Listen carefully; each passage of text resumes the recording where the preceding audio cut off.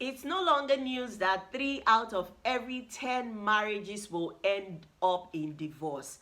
As sad as this reality is, I know that it was not so from the beginning. I mean, this was not God's plan. So I know that an enemy has done and is still doing this. Now, there are 3 major reasons why the devil hates your marriage. Number one, marriage is the most sacred institution that exists here on earth.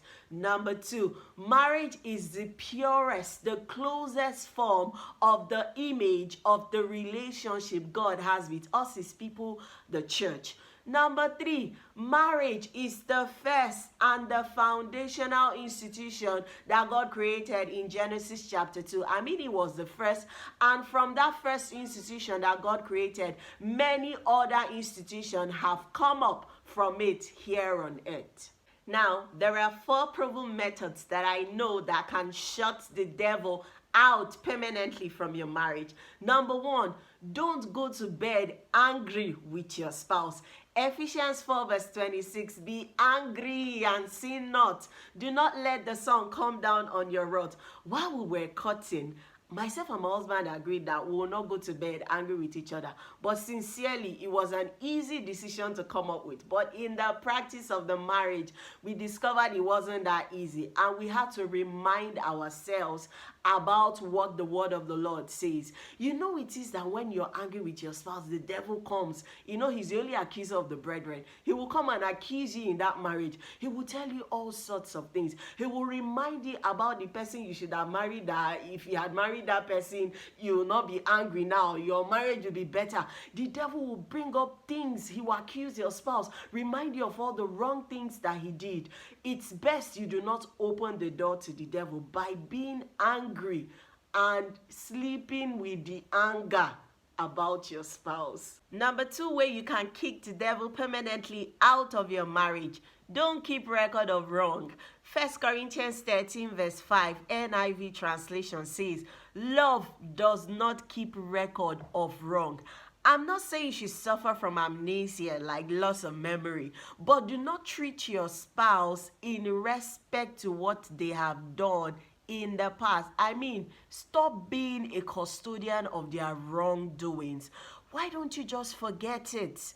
Because if you keep remembering it, it will affect your attitude, it will affect your disposition, it will affect every single thing that you do.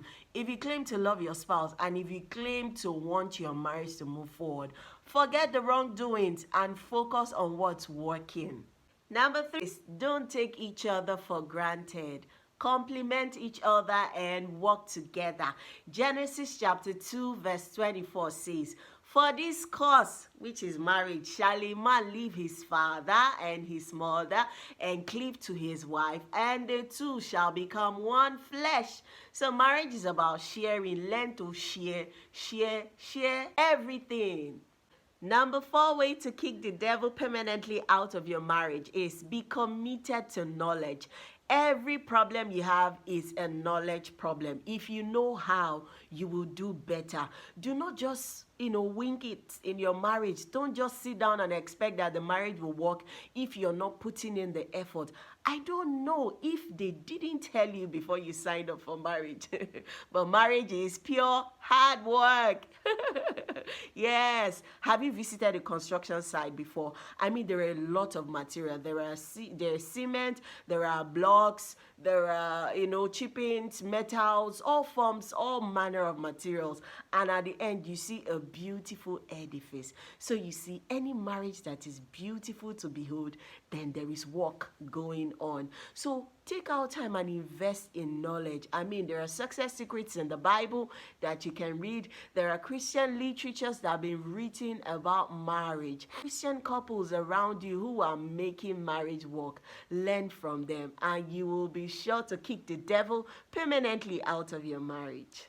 So now that you know the 4 ways by which you can kick the devil permanently out of your marriage, I hope that you will like this video, subscribe to my channel, and share and share and share. Share to the unmarried so that they can know. Share to the married so that they can learn.